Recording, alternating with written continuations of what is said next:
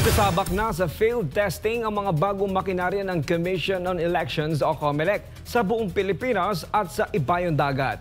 Nakatakda ring magsagawa ng mock elections ang komisyon. Si Margaret Gonzalez sa report.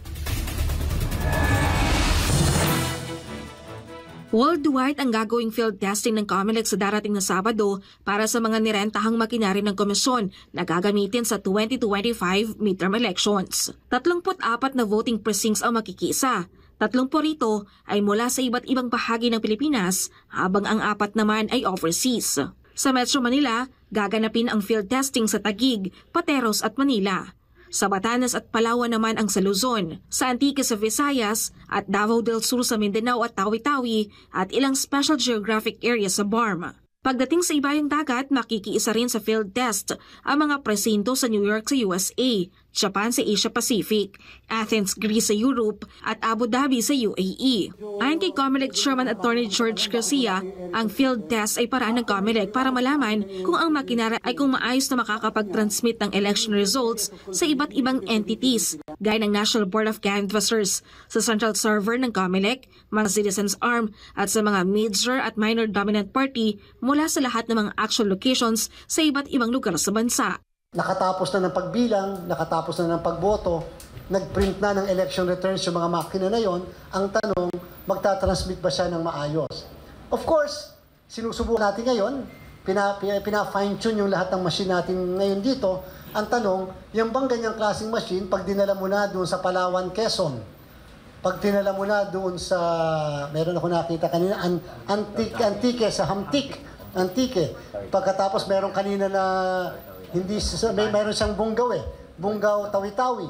Pag ba dinala doon, ay magtatransmit yung machine ng ganong kaayos katulad ng ipinakita niya kanina.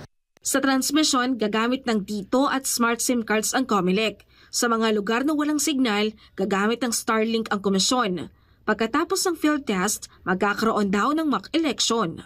Sa susunod na mga ilang araw o linggo, ay saka naman papasok ng ating mock election, na kung saan ang lahat ng mga presinto na gagamitin natin ay magsisilbi mismo yung mga guro na magsisilbi sa araw ng eleksyon at naandun din yung mga botante. Samantala, mula sa 110,000 na makinaryang nirentahan ng COMELEC sa South Korean firm na Miro Systems, mahigit 85,000 na ang natanggap ng komisyon. Patuloy ang ginagawang hardware test ng COMELEC sa mga natanggap na nilang automated counting machines para masuri kung ang lahat ng components ay gumagana. Kapag may isang component na nag-malfunction, ay i-reject ito ng komisyon. Isang problema lang, for example, kahit yung earphone, rejected na muna, excluded yung buong makina, yung buong kahon. So ganun ka-stricto yung ginagawa natin sa hardware acceptance test.